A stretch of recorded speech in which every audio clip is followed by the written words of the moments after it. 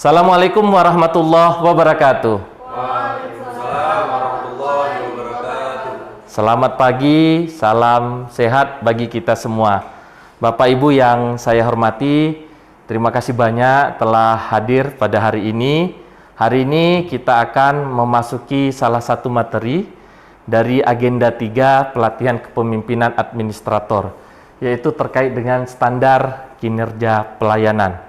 Bapak Ibu, standar kinerja pelayanan adalah salah satu materi di agenda 3, yaitu agenda manajemen kinerja. Bapak Ibu, mungkin ini adalah pertemuan pertama kita. Izinkan saya mengenalkan singkat tentang diri saya. Nama saya Heru Syahputra. Saya adalah Widaswara Ahli Muda di Lembaga Administrasi Negara. Pendidikan terakhir saya di bidang Macroeconomic Policy dari GRIPS di Tokyo. Saya juga senang mempelajari inovasi, oleh sebab itu selama ini saya mengikuti perkembangan inovasi pelayanan publik. Nah, Bapak Ibu, saya melihat sepertinya pada pagi hari ini Bapak Ibu sebagian kelihatannya lesu ya. Ini mungkin karena pertemuan kita adalah pertemuan klasikal, Bapak Ibu mungkin sudah jauh dari keluarga, oleh sebab itu kita coba ambil semangat dulu. Setuju nggak Bapak Ibu? Setuju. Nah, kalau saya bilang selamat pagi, Bapak Ibu dengan tegas dan semangat menjawab pagi, pagi, pagi, luar biasa. Oke, selamat pagi. Pagi, luar biasa. Mantap, luar biasa. Terima kasih Bapak Ibu. Semoga setelah kita tadi yel-yel singkat mengambil semangat, Bapak Ibu sudah semangat kembali untuk mengikuti pembelajaran pada pagi hari ini. Hari ini kita akan membahas tentang standar kinerja pelayanan. Adapun tujuannya yaitu agar Bapak Ibu semua mengetahui dan dapat menyusun dokumen standar kinerja pelayanan. Nah, ada 2 indikator keberhasilan materi pada pagi hari ini. Yang pertama, Bapak Ibu mampu menjelaskan berbagai konsep terkait dengan pelayanan publik, tentang standar pelayanan, dan terkait dengan pengukuran survei kepuasan masyarakat. Yang kedua, Bapak Ibu bisa mempraktekkan penyusunan standar pelayanan publik dan pengukuran kinerja pelayanan. Nah, Bapak Ibu, saya ingin sekali mendapat pandangan dari Bapak Ibu terkait kualitas pelayanan publik. Karena hari ini kita menggunakan cybergogik, saya berharap semua Bapak Ibu menggunakan gadget. Nah, jadi yang biasanya tutup gadgetnya atau smartphone-nya, hari ini buka gadgetnya dan siapkan smartphone-nya.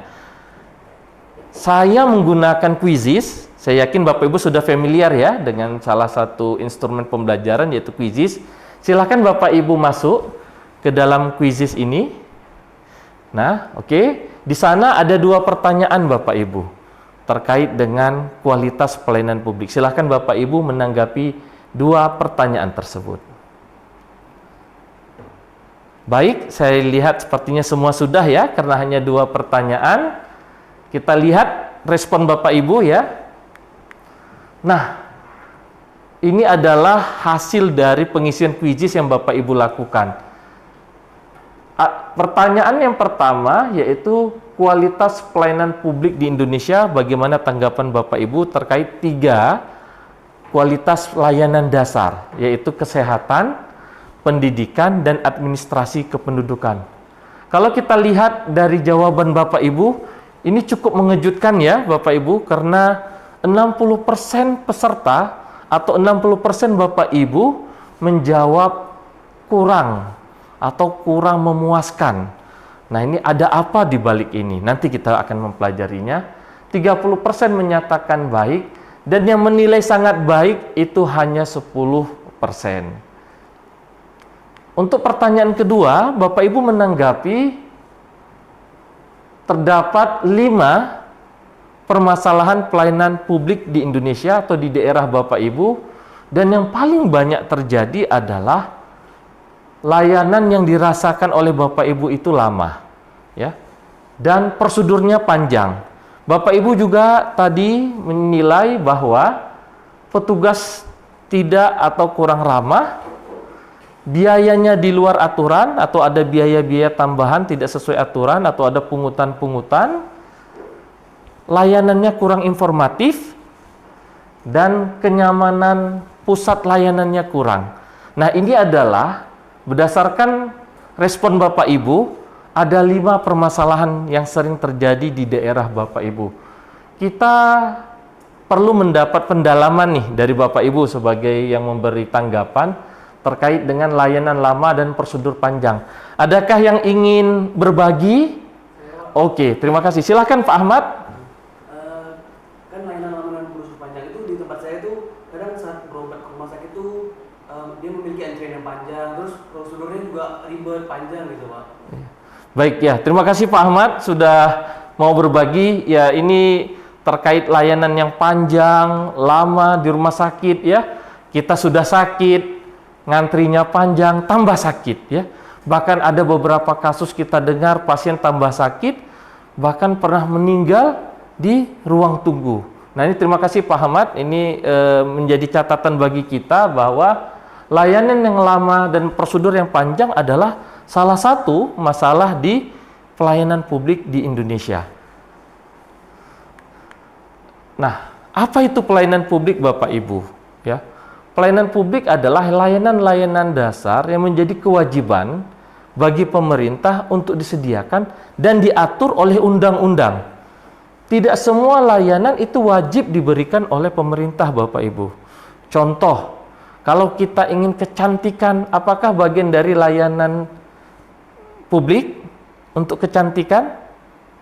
Tidak ya Bapak Ibu ya. Negara tidak bertanggung jawab terhadap kecantikan kita pastinya. Oleh sebab itu kalau kecantikan kliniknya itu klinik swasta. Tapi kalau untuk kesehatan Bapak Ibu, misalnya Bapak Ibu sakit gitu, apakah ini merupakan kewajiban pemerintah? Iya.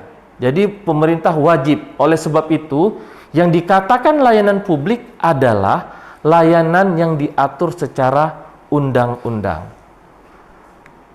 Nah, untuk melihat dinamika atau permasalahan layanan publik, saya ada sebuah video yang nantinya Bapak Ibu bisa memberikan tanggapan. Kita putarkan ya.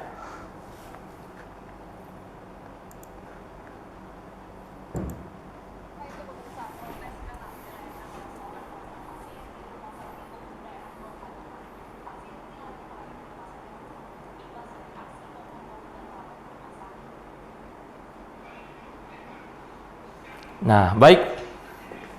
Bapak Ibu sudah menyaksikan video ini sampai habis dan saya ingin mendengar dari Bapak Ibu tanggapan ya dari video yang kita tayangkan tadi. Siapa yang ingin memberi tanggapan? Itu kasusnya sama seperti yang saya bilang tadi Pak. Harusnya pelayanan itu lebih ada terstandar gitu Pak. Oke, ini kasusnya di rumah sakit ya Pak Ahmad ya? Sama dengan kasus Bapak ya? Bahwa terjadi ketidakpuasan oleh pasien atau keluarga pasien terkait dengan pelayanan. Nah, tadi keyword yang Pak Ahmad berikan adalah seharusnya terstandar Bapak Ibu.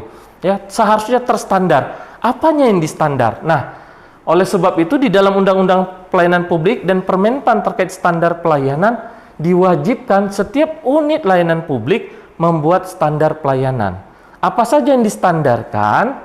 Nah, yang distandarkan adalah ada 6 komponen utama yang harus diinformasikan kepada masyarakat Bapak Ibu.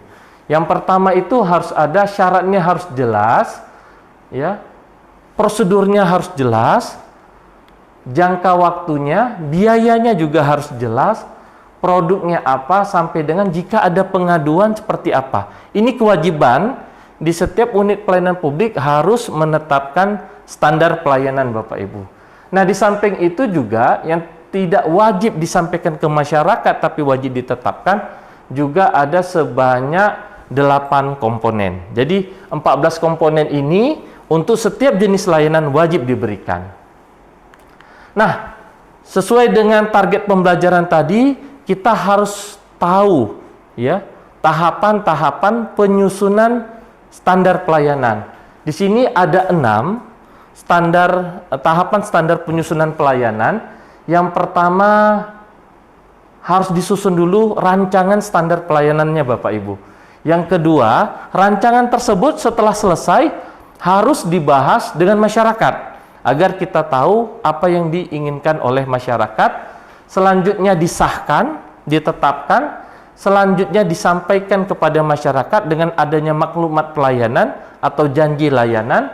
Selanjutnya diterapkan standar pelayanan, dan tahapan terakhir, tahapan keenam adalah adanya monitoring dan evaluasi. Nah, Bapak Ibu, ini adalah slide terakhir dari materi pada hari ini. Ada yang ingin berbagi atau bertanya atau berdiskusi, silahkan. Silahkan Bu Dian. Boleh tidak kita tidak melakukan pembahasan dengan masyarakat? Nah, ini terima kasih Bu Dian, luar biasa pertanyaannya Bapak Ibu ya. Boleh nggak kita nggak membahas hal ini dengan masyarakat? Nah, Bapak Ibu, di 6 tahapan penetapan standar pelayanan kinerja ini atau standar pelayanan, tidak boleh tidak melakukan pembahasan kepada masyarakat. Kenapa hal ini tidak boleh? Karena standar pelayanan ini adalah standar yang ditetapkan antara pemerintah atau pemberi layanan dengan penerima layanan. Jadi tidak boleh ditetapkan sepihak. Mungkin menurut kita 5 jam adalah cepat, tetapi bagi masyarakat 5 jam adalah hal yang sangat lama. Nah, dengan adanya pembahasan dengan masyarakat, akhirnya adanya kesepakatan berapa jam atau berapa lama waktu layanan dari kedua belah pihak yang disetujui. Nah, jadi seperti kasus tadi, jika ada yang protes gitu ya, kita nanti bisa menunjukkan, Bapak, Ibu, waktu layanan ini itu adalah waktu layanan yang sudah kita sepakati. Jadi tidak ada dikatakan ini lama atau ini cepat, tapi sesuai dengan standar pelayanan. Kesimpulannya adalah kita tidak boleh men-skip atau melewatkan 6 tahapan penyusunan dokumen standar pelayanan. Nah, Bapak Ibu, agar mengetahui ketercapaian pembelajaran hari ini, Bapak Ibu dipersilahkan untuk melakukan mengisi evaluasi. Saya menggunakan Google Form ya. Bapak Ibu bisa scan, nanti Bapak Ibu akan diarahkan ke halaman Google Form. Sertakan nama lengkap Bapak Ibu, nomor daftar hadir peserta. Nanti Bapak Ibu akan menjawab ada sekitar 10 pertanyaan yang menggambarkan ketercapaian pemahaman Bapak Ibu. Silahkan di-scan saja. Saya yakin ini handphonenya bisa scan semua untuk QR code-nya. Silahkan di-scan. Baik, saya melihat sudah semua. Ada kendala Bapak Ibu? Tidak ada yang kendala. Baik, terima kasih Bapak Ibu atas pembelajarannya hari ini. Kita yakin sebagai ASN, kita pasti Bapak Ibu mampu memberikan pelayanan yang terbaik dengan segala keterbatasan kita, dengan segala sumber daya yang ada. Saya yakin Bapak Ibu mampu menghadirkan pelayanan yang terbaik, baik yang di kementerian, di lembaga maupun di pemerintah daerah. Terkadang tidak perlu mewah Bapak Ibu dalam memberikan pelayanan, tetapi terstandar, agar kita semua nantinya di akhir pelayanan ketika pengukuran survei kepuasan kita mendapat nilai yang baik karena kita sama-sama sepakat terhadap standar waktu yang telah ditentukan. Mohon maaf atas segala kekurangan. Saya cukupkan. Assalamualaikum warahmatullahi wabarakatuh.